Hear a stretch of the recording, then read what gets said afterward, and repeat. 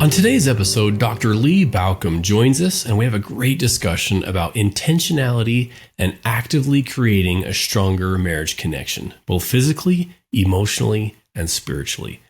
Dr. Lee Baucom is internationally known for his methods and approaches to saving marriages.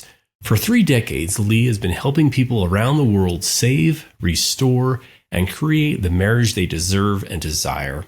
He's the author of the book, How to Save Your Marriage in 3 Simple Steps, in addition to 6 other books. And he's the creator of the highly effective internet marriage program, Save the Marriage. Lee is also the host of 2 popular podcasts, Thrive Nation and Save the Marriage. You can find out more about Dr. Baucom and his resources at savethemarriage.com. We hope you enjoy the show.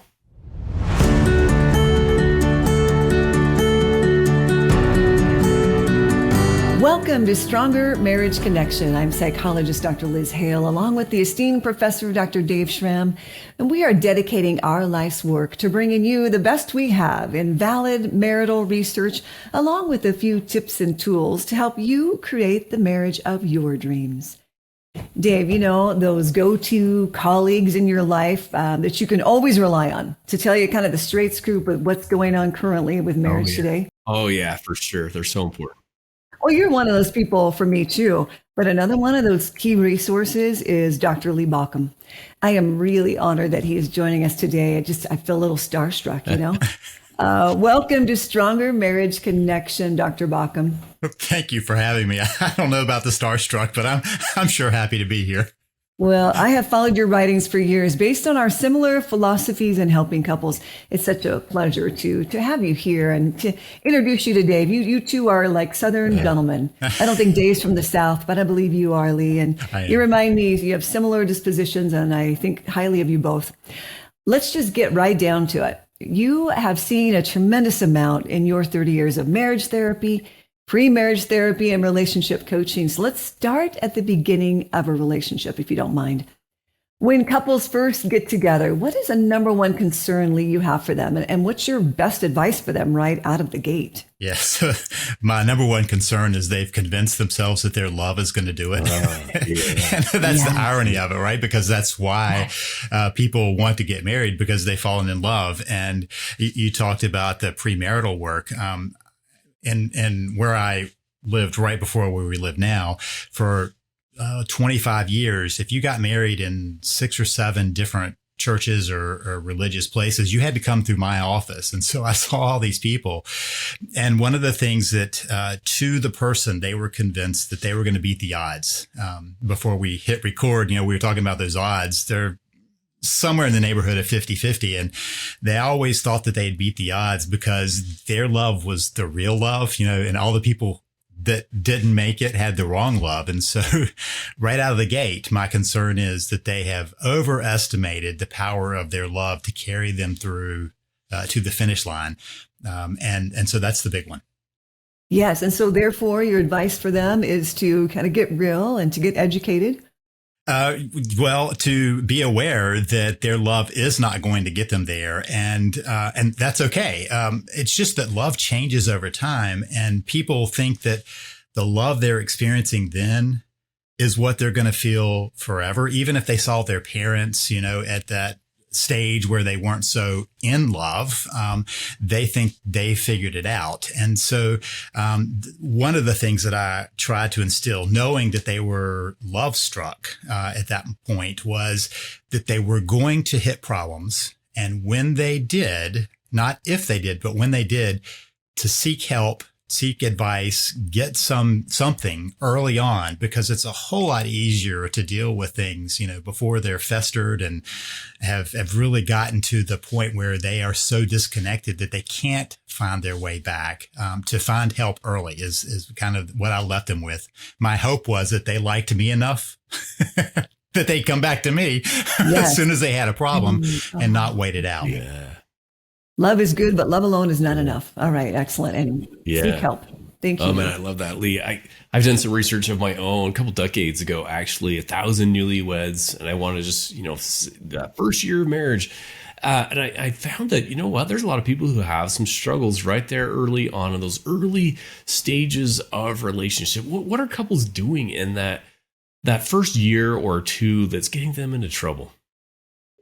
Yeah. So one of the shifts I think that we have to make in order to have a successful marriage is to go from you and me to we.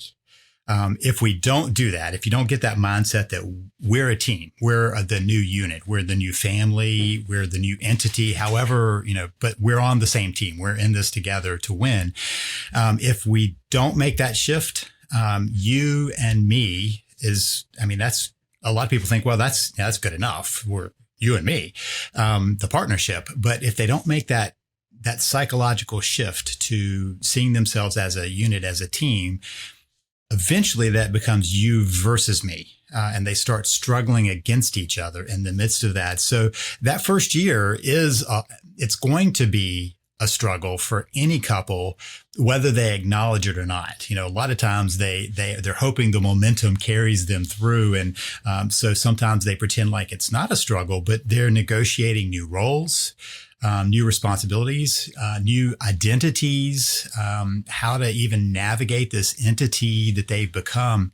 And it doesn't really matter if they've lived together. A lot of times they think that they've lived together, so they've got that figured out. And, you probably know the statistics. The people who live together first have a lower success rate because they think they've already figured it out. I think that's the big reason, is they think they've already figured it out. And then there comes this shift that has to happen, and they're struggling against that, thinking they've already done that shift. And so I don't think that happens until you're at that level of commitment where you're basically, you said, no matter what, whatever the day brings, we're in this together. That's the time when you can make that shift. And the first year it's tough. Sometimes I talk, scuba diver person that I am. Do you know the most dangerous part of a dive, the most dangerous depth of a dive? No. It's the first part. The first 25 feet are the most dangerous. No kidding. Just by physics. You've got to get through that first 25 feet, because after that, the pressure changes on how quickly it accelerates on your body. So it's the same thing with, you jump into the water in that first year. It's the most treacherous to get through. And so a lot of people think, well, it's later on. But that first bit, you've got to acclimate to. You've got to allow things to get used to the changes that have happened. And so the first year, and really the first few years, and if we really want to continue on kind of the trajectory of a lot of couples where the first few years and then there's a child, then it happens again. You've got that chance to rethink it all over again when you go from 2 to 3 and the entity is now enlarged again. So I think that's the reason for those struggles during that early part. Just when we think we figured it out, right? I've been married for 35 years. We just celebrated that last month.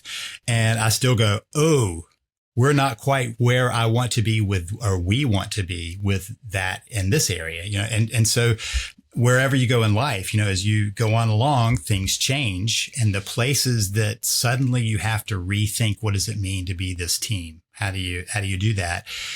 It changes. So it's not the first year. It's not the first 7 years. So, you hear the 7-year itch. It's not, it continues on.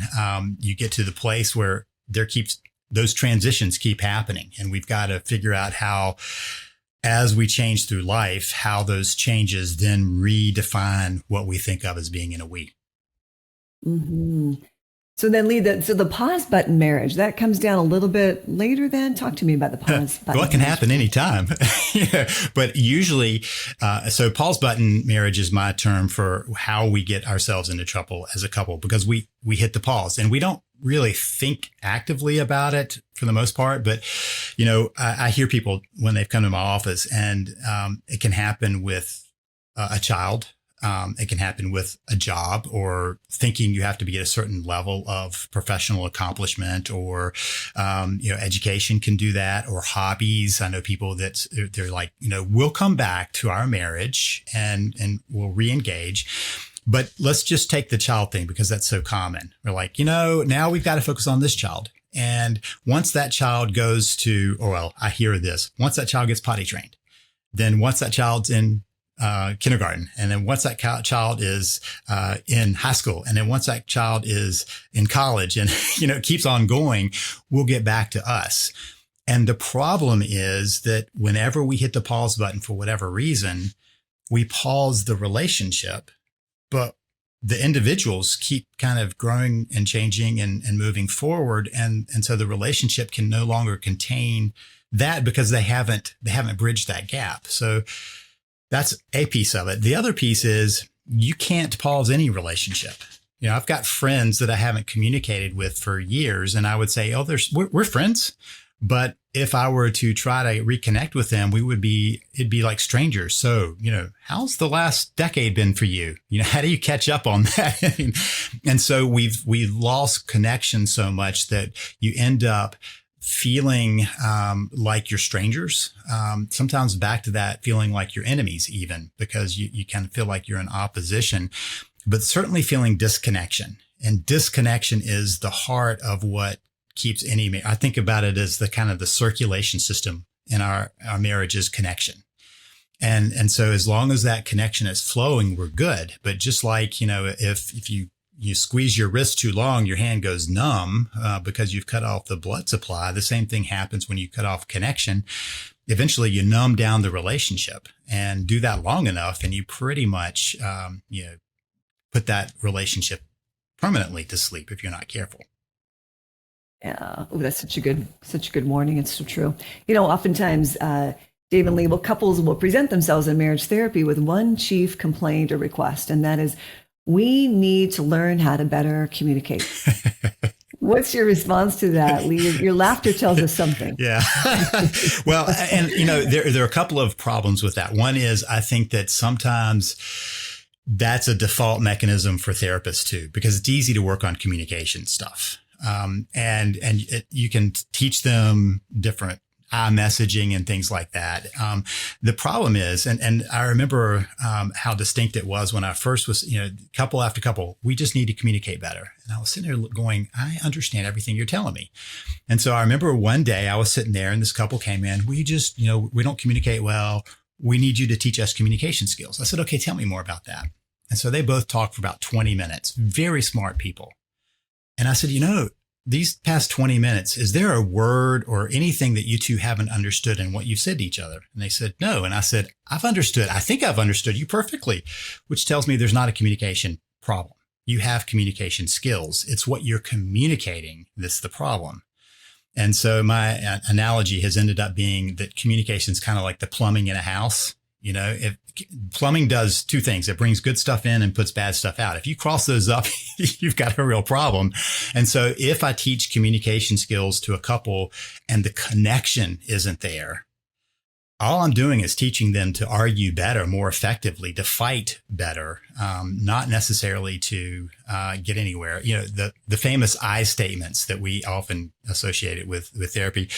If there's not connection behind that, people go from hearing, what you're trying to change is someone saying, you're so stupid, you do this, to saying, I feel hurt when you do this. And they do that a few times without connection. And the person then translates that as, I'm so stupid when I do this. It just gets right back to that broken, hurt connection that was communicated in different ways. So fixing communication without addressing the connection just makes them more effective at the battles. Man, Lee, we couldn't agree more here at Stronger Marriage Connection. And I'm so glad that you're preaching the same sermon there with that connection first, because you can communicate all you want, but unless you have that connection, then that direction or correction is not going to be helpful. So what are 3 ways? What would you say are 3 ways we can better connect? And how do marriages move through what you call the arc of disconnection? Yeah. So let's talk about the arc of disconnection first, because so you think of that arc, right? And if you can imagine, the starting point is there is no connection.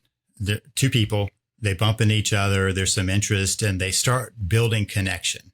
And as they go, at some point, they get to that point where they identify that they're in this relationship, you and me. And as they get to that point, they at some point decide that you and me, we want to make that permanent. So there's the connection that, and the abundance of connection. When people talk about feeling in love, there's just an overabundance of connection. They feel so connected and they want to meet each other's needs and get more of each other. And so that's that arc of and where you fall in love over here. And you get to this place where you're saying, I do.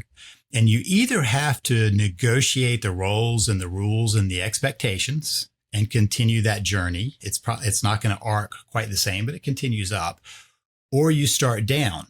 And the end point is disdain. You can still be in that relationship and go from disconnection happens somewhere midpoint on the side. But if you keep dropping down, disdain is the end result, where it's like, I can't even stand to be near you anymore. And so that arc is just because they never negotiated the pieces and never brought in intentionality on where they wanted to go and what we wanted to renegotiate these pieces. So connection, that's obviously we've been talking about this arc of connection, the connection pieces. When I start talking about connection with people, they're like, what is connection? Well, it happens on 3 different levels. And so there's physical connection, which I always use the prefix of loving, right? Any loving contact. So hold a hand, give a hug, have sex, whatever that loving physical touch is, that's the physical connection. And that's pretty nonverbal. I don't have to say anything that loving physical touch conveys connection. And so, my 2 dogs love on each other. They lay all over each other, and they're physically connected. Animals do that, but humans do that from infancy on. And so we connect in that close way. Emotional is when you feel like somebody's on your side. They're on your team. They get you. They understand you, and vice versa. So I feel emotionally connected when I've had a tough day and my wife can say, oh, I'm so sorry. I understand. Or the same if I'm connecting with her that way. And the thing is, emotional is 2-way, right? If I'm saying, oh, I'm so sorry, I'm connecting and she's getting connection. It's those go hand in hand. The one that a lot of people miss is the spiritual connection. And this isn't about religion. It can include that, but it's more of a deep level of you get the person knowing what's important to them. When I talked with people, and Dave, I don't know how many of it came up when you were talking with those, 1,000 people in that year, but, they fall in love often over a long, in-depth conversation about where they've been and where they're going. I remember with my wife, we talked, at that time, becoming girlfriend. And we talked until wee hours of the morning, comparing our backgrounds, our values, what we learned from our family growing up, what we wanted out of life, where we wanted to go. That's deeper than just, I get you, right? That's sharing these hopes and dreams and fears and all of that. And what's important to us, our core values. And because a lot of people just kind of drop that into the emotional basket, they forget to keep doing that. My life dreams and hopes have changed over the years. My wife's has too. If we don't talk about it, we don't know what that path looks like. And so those are the 3 areas that are the kind of the core pieces. And many times when I'm talking with couples, one of them has been cut off. One of those 3, and sometimes 2 of those 3. And if they're really in a bad place, all 3 are, have been cut off. And so intentionality about restoring those and knowing what they are helps. If you can say, oh, I haven't been doing that. I haven't been saying, hey, how's your day? Or I haven't been giving the loving hugs and touches and pats. Haven't been talking about what's important in life. You can begin to see where you're missing that connection flow and begin to re-engage it. The nice thing is we humans are so desperate for deep connection that when it comes back on, we're often ready to grab the hose and get all the water we can out of that. And so it's sometimes easier to reconnect than people think it is because we're so wired for that connection. Man, I love that. I like those 3 areas. So physical, emotional, and spiritual. And it is true. I probably hear a lot, especially in that spiritual one, where he just doesn't get me, right? I want her to get me. We'll be right back after this brief message.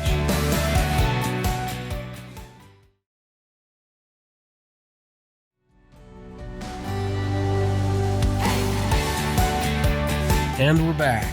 Well, let's dive right in. That is a really chief complaint. Next to communication, and then next to, I think you and I, Lee, might see similar clients. I see people really kind of at a T in the road, right? Where it goes left or right. We need to make a choice. And oftentimes I will be hearing one of them say to their partner, I love you, but I'm not in love with you. How often do we hear that as marriage professionals? All the time. That's usually the conversation that starts the we're in crisis conversation. We're in trouble. That's right. How do you offer clarity to a partner caught in this false belief of loving but not being in love with their partner? Well, and so there are a couple of things that I think have happened in that. Often, and you've probably seen this too, that often they have bought into a myth of how it's supposed to be. And so their expectation of how this should feel is already elevated.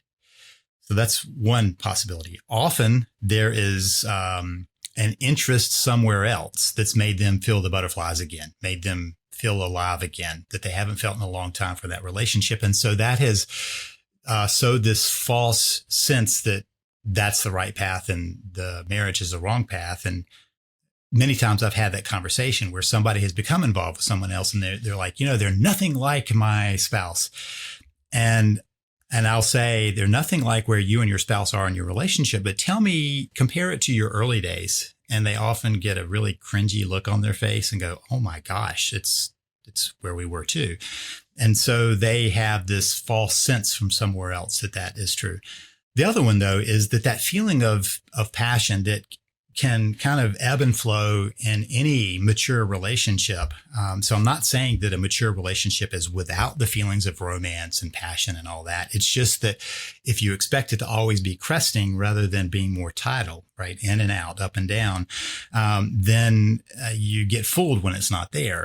And so the question is, can we do things to reconnect? Because that in love feeling is, I think, just a side effect of the overabundance of connection. When we're so connected and feel like we get each other so deeply, that's when the passion kicks back in.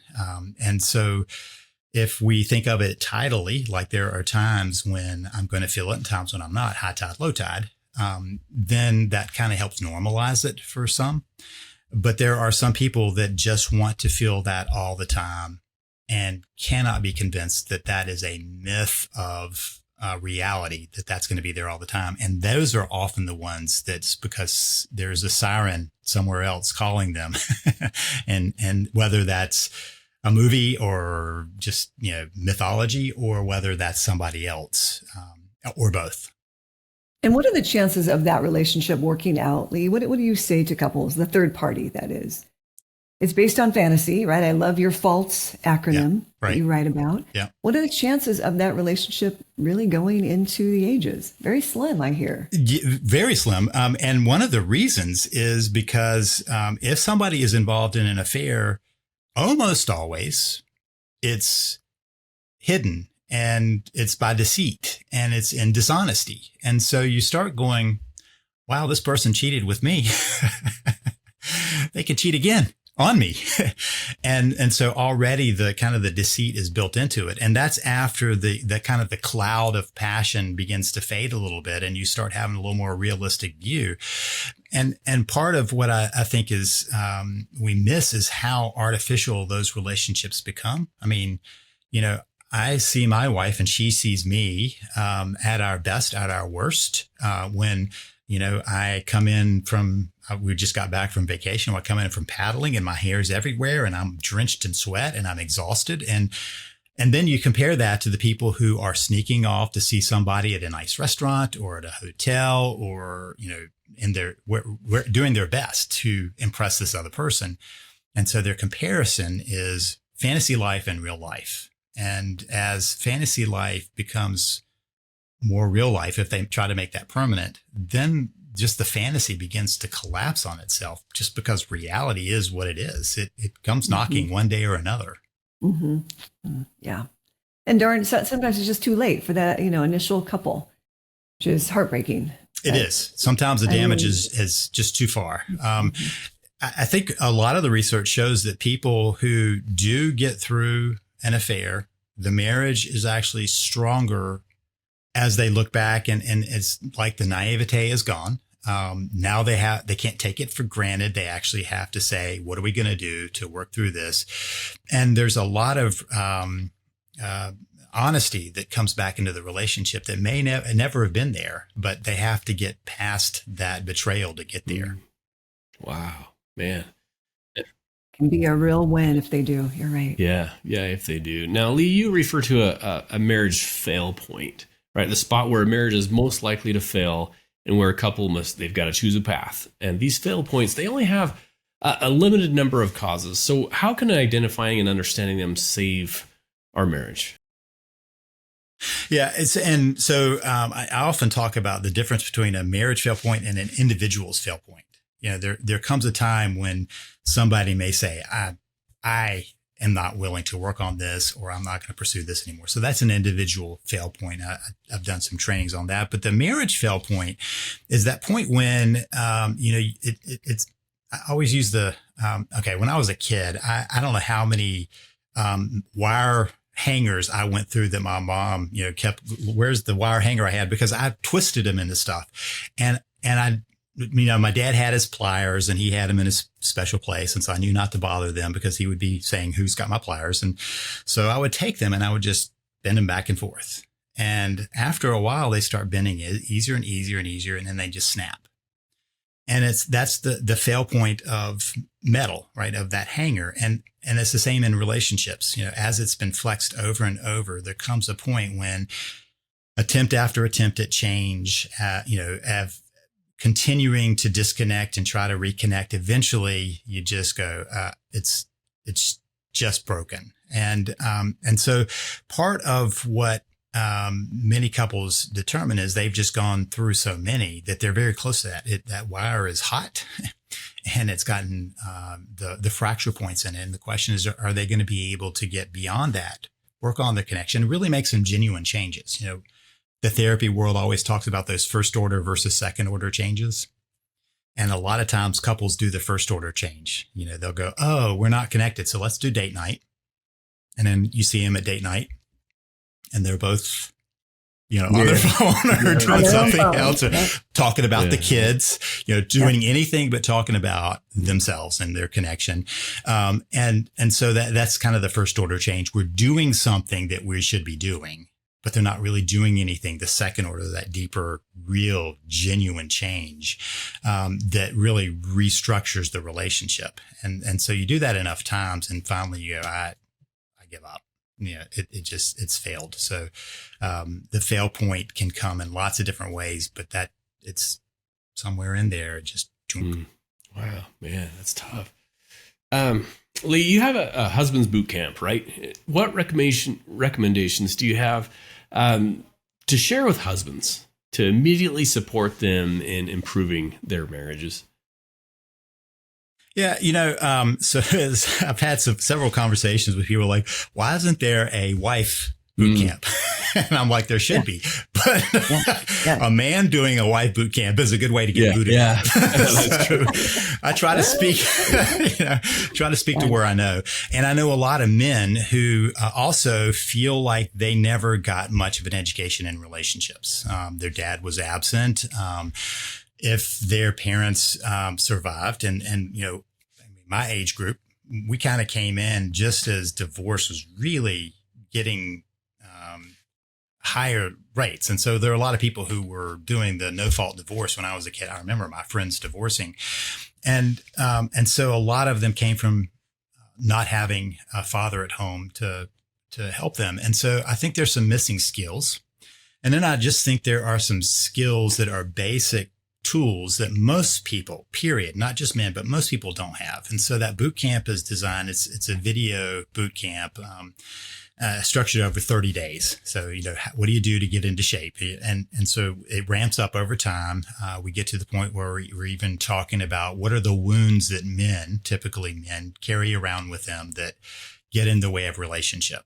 And so the idea is to be able to watch a video, get a better understanding of, for instance, what is empathy? How can I show empathy? What is connection? How do I show connection on 3 different levels?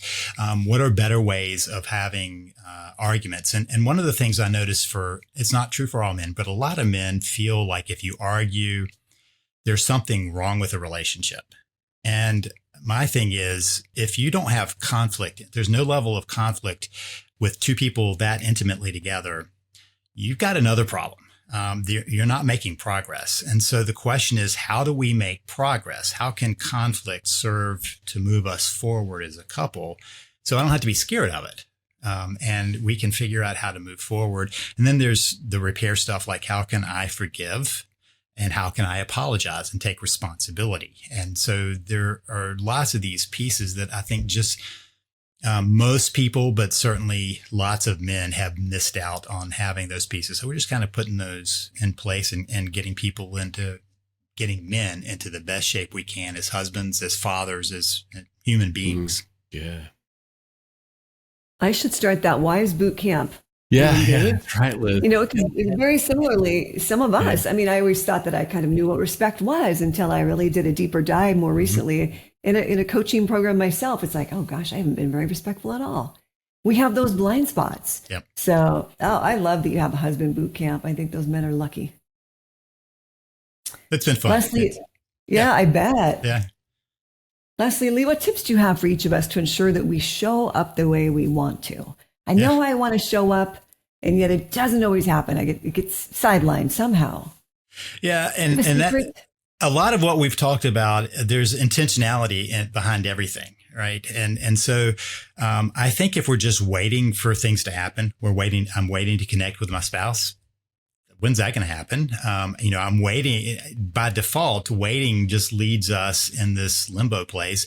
And that's true with how we show up. So, the Woody Allen quote, 80% of life is just showing up. And I think what people miss in his quote is that he was saying, like, if I want to be good at a violin, I got to show up at violin practice and do it. It's not just here I am. And so part of that is, how do we want to truly show up in life? Just to get away from Woody Allen stuff, how do we want to just show up in life and be our true self? And so we got to know what our true self is. And there's some flexibility in there. So I also think we ought to decide what we want our true selves to be like as we move forward. We have some elasticity. We have this plasticity of our brain that we can change lots of how we present ourselves. So how I'm coming across, if I'm coming across as angry or resentful, or am I coming across as critical, or am I coming across as somebody that is connecting and loving and supportive? And I can make those choices as long as I'm intentional. I created a journal that people can use to kind of think in the morning.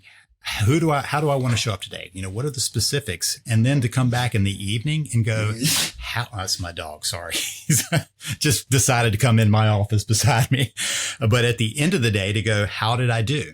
Did I actually show up the way I wanted to? And if not, how can I be more intentional the next day? And I think that any of us can do that. Forget having the journal. You can get up and say, who do I want to be today? How does that look specifically? How would I express being warm and supportive and loving to my spouse, to my friends, to family? And then to reflect on it. Did I follow through on that? Did I really make it? There's such an common complaint in marriage therapy when I talk about change and how we're changing as we're sitting here, right? Cellular change and whatnot, because people often say, you know what, that's just who I am. I can't change. You just got to accept me for who I am. A bit of a cop-out, Lee. Dave, you think? So, there was this, we all therapists have these vignettes in our head that you're sitting there going, oh my gosh. So I had a couple that I'd been working with, trying to get this guy to just be a little more open with his wife and talk with her more and share. And he was doing the same thing. I can't change. I'm this old. I can't change. And so they called me and said, hey, we need to postpone our next meeting because this guy was going to a sales meeting. And so he came back and I said, hey, how's the sales meeting? He said, oh, great. I said, did you learn anything new? He said, yeah. And I said, what did it change for you about how you're going to do the sales thing? He said, oh, I learned this whole new thing. And he outlined how he was going to be different, what he was going to say was different and all that. And I said, interesting. You can see that in your sales process, but you can't see how you might be able to do that at home. Oh, man. And you see this wife's grin just go, right? And you're sitting there going, oh, I've been caught. And so, the growth mindset that Carol Dweck talks about, we all can step into the growth mindset, but we've got to be willing to say, who I am is not finished. I can be something better. I can be someone better. You just have to be intentional about that.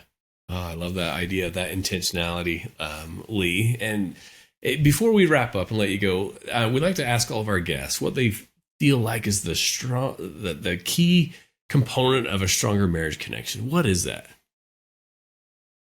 Yeah. So, I mean, we've already hinted at some of this, right? Intentional connection, is, in the busyness of life, it's easy to hit the pause button and not realize it because you've got all these other things calling out to you. And we sometimes forget that we're showing our priorities and not in what we say. If you ask couples, what's the most important relationship in your life? Oh, my marriage. And so they'll name that, but their priority, how they live it out. I often talk about our value stack. We have this stack that determines what we'll choose. So our value stack, if I say my marriage is most important, but if you say, hey, y'all want to do something on Saturday and my wife has already asked me to do something, I'm like, which is more important? Whatever I choose is going to say something clear. And so part of that intentionality is not necessarily that I have to spend every day with my wife.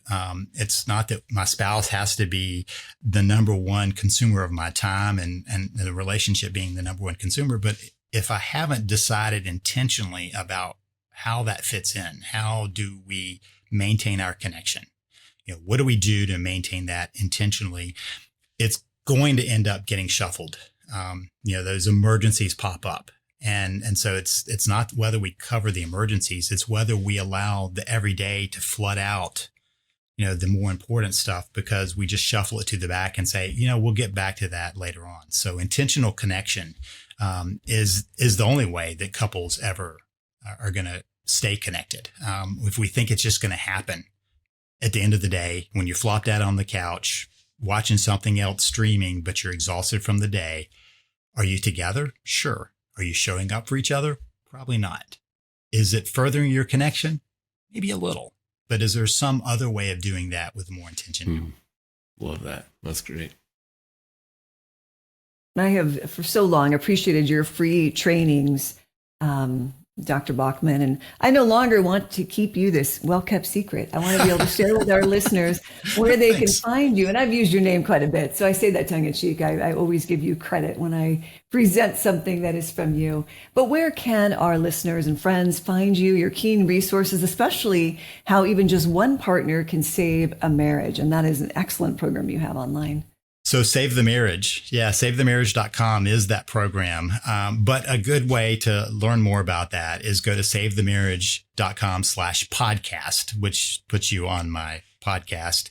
And that's a good way of getting a lot of information, a little knowledge about me. I have some books out, SaveTheMarriage.com/books. So, tricky little URL there. So SaveTheMarriage.com/books will get you onto the Amazon page with my books. You don't have to get it from Amazon if you don't like Amazon, but it gives you the information to order from there. And so those are great ways of connecting and finding out more.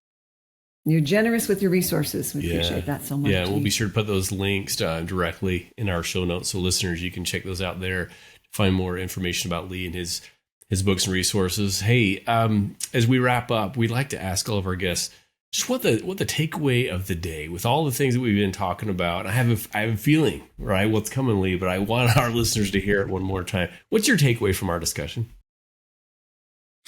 If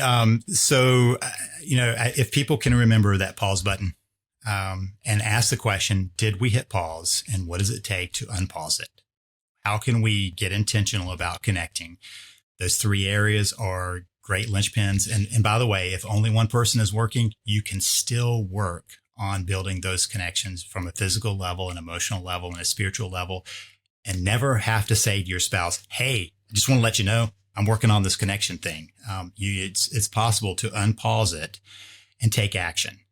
And so the bigger takeaway is intentional action around connection is the key to getting back on track, whether it's one person working on it or both people. Man, so great. I love it. Love it. Love it. Liz, what's your takeaway today? I'm thinking a lot about the key of the we, right? The we is so key. One day my husband said to me, when we were having a tussle about something, a gridlock, I can't remember what it was, but he goes, look, Liz, wait a minute, I'm on your side, right? And it just stopped me in my tracks. It was like a wake-up call. It's like, oh, yeah, you certainly are.